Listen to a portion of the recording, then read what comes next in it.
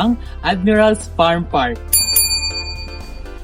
Located in Pinalok, Lamtang, Pugis, La Trinidad, Benguet, ang Admiral's Farm Park ay halos 30 minutes lang mula sa Baguio City.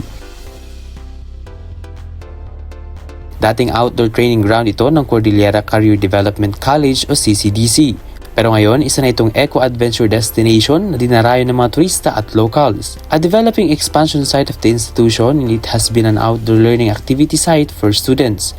Now, it is available as mini recreational site for local residents, and of course, tourists are very much welcome.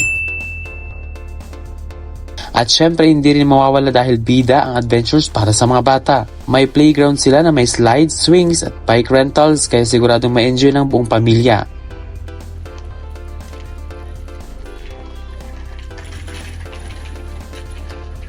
So ito ang first activity natin, ang biking. So meron po silang bike for hire at this is 50 pesos per hour.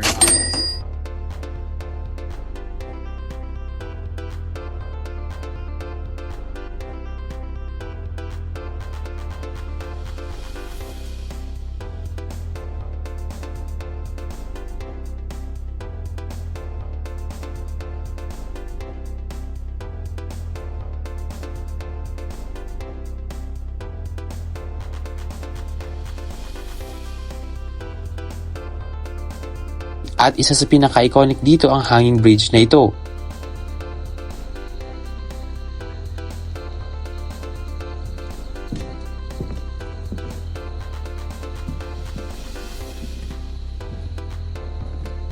Meron silang Ifugao native house dito na pwedeng rentahan ang ilalim na bahagi.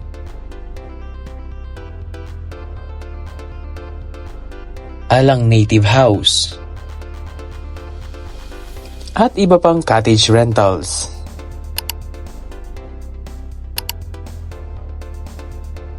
Marami ring spots dito para makapag-picture. At chismis?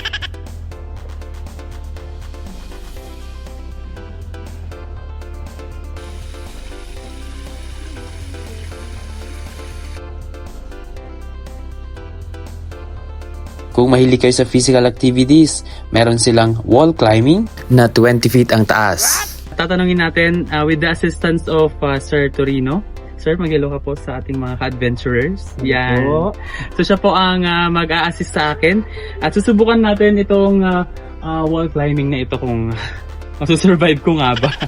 Okay, sige. So syempre, kailangan muna natin ng headgear pa tawag ito, no? Yes, okay. So ito naman po yung harness.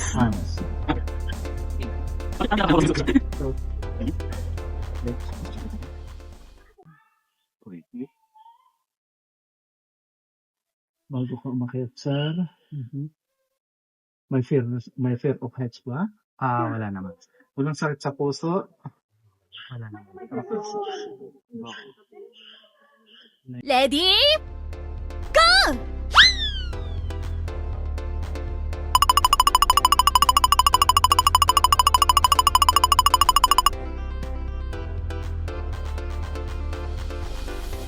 Tapos ito. And then, parang i-enjoy mo yung rebounds. And then, abang ulit. Sige, lakasan mo, sir. Lakasan? Oh, yan. Yan. Challenge tayo ni Sir na isang kulay lang. So ngayon green. Susundan natin yung mga green colors.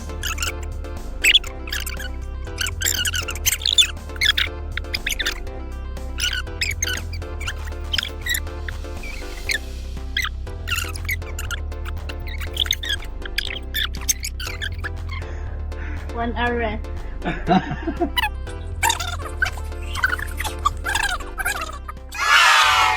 Ang una-una kong ginagawa if ever na ano sila dito. Pagkanin mo ko kung wala ba silang fear of heights, wala ba silang sakit sa puso, tapos nervyos. Pagka kasi aakyat ka, kailangan nakakondisyon ng sarili mo. Kasi pagka yung iba kasi umiiyak na pag nasa gitna na, lalo yung mga bata. Isa pang adventure dito ang net climbing. Dito naman yung simula ng trail. It takes 5 to 10 minutes yung isa, pero kapag mag long trail, it will take 30 minutes daw.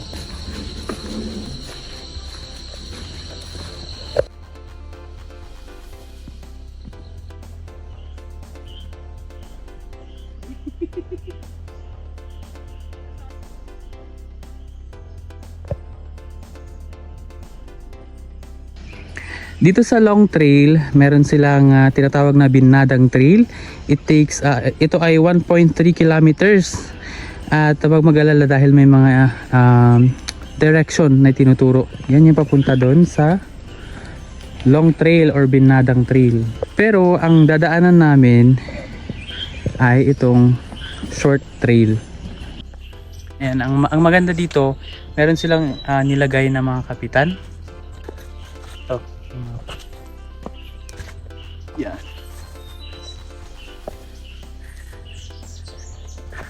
Uy. Yan. Okay.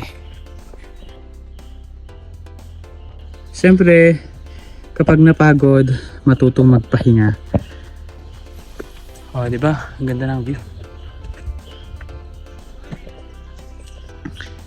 Ayan, so malapit na po tayo sa katotohanan. Doon pa sa taas. Mula dito, kita na ang irisan. Irisan ba to? Tuba. Dito ang irisan. Tapos dito yung tuba.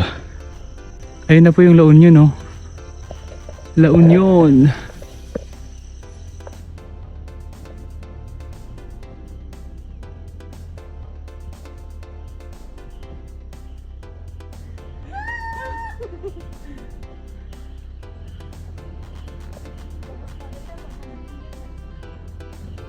So may mga adventure pa po dito na pwedeng gawin. At pwede rin magpahinga doon sa mga kubo.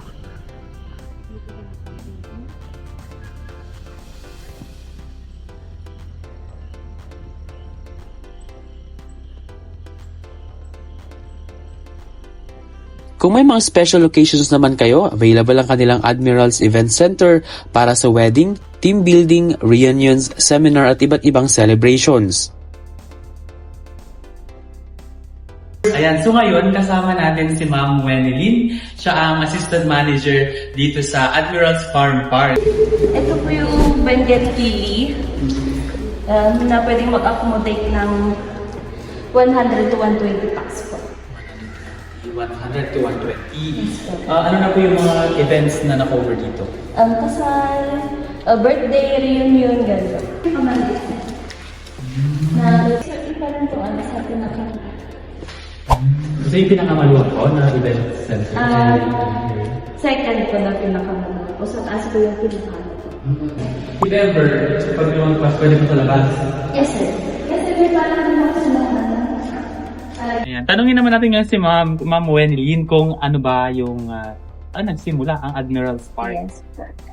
Bali, ang Admirals Farm Park is na-inspired siya nung pandemic kasi since limited lang po yung mga space, ganun po. Parang ang naisipan po ng CCDC is gawin itong expansion for students. And then, para hindi na rin magbawas ng employees, ganun po. Since nga may mga employees tayo na hindi nagtuturo, may na-teaching tayo, ginawa nila tong eco park para yung mga students pwede silang mag-outdoor activities pa rin kahit pandemic. Just to give you an information, yung CCDC isang school dito sa La Trinidad, Benguet. Pinakamagandang comment is yung masarap ang food and then nakaka-relax talaga and ang tahimik niya. Good for yung so far ang pinakaano talaga is maganda yung environment, tas nakakatulong din siya for people na need na mag-relax and then mag-unwind. Yeah. After ng lahat ng activities, syempre kakain tayo. Welcome sa Campow Station kung saan pwede kayong mag-enjoy ng merienda, freshly brewed coffee, warm hot pot at grilled meats. Syempre alam kung gusto na ninyo malaman ang entrance fees. Para sa adult, 100 per head. Sa kids, PWD at seniors, 80 per head. Ang wall climbing at net climbing ay 50 pesos. Ang bike for hire ay 50 pesos per hour. Paano naman ba ito mararating? kung commute from Baguio City, sakay lang ng Irisan Jeep, baba sa Lamtang Junction, then lipat sa Longlong Jeep at sabihin kay Manong driver na ibaba kayo sa Admiral's Farm Park. Kung galing naman kayo ng La Trinidad, may Longlong Jeep din malapit sa market o sa Pugis Junction. Kapag naka-private vehicle naman, use Google Maps at sundan lang ang Pico Lamtang Road, makikita mo itong kalsada papasok. And good news, maluwag ang parking. Reminder lang para sa lahat ng mga adventurers natin, dahil madalas umuulan, ang daanan ay maaaring maputik at madulas. Kung gusto niyo ng destination na may hiking, adventure activities, good food, fresh air at relaxing mountain views, definitely Admiral's Farm Park should be on your travel bucket list. Kung nagustuhan ninyo ang adventure na ito, don't forget to like, share, comment, and subscribe para sa mas marami pang adventures dito sa Norte. Thank you so much for watching. Ako muli si Ven Pongsila na nagpapaalala na hanggat kaya mo pa mag-adventure ka, mag-explore ka, pero kung di talaga kaya, ay manood na lang muna. Dito sa Northern Adventures Exploring the North, only on Net25 Baguio. Keep exploring, stay safe, and see you again on the next adventure.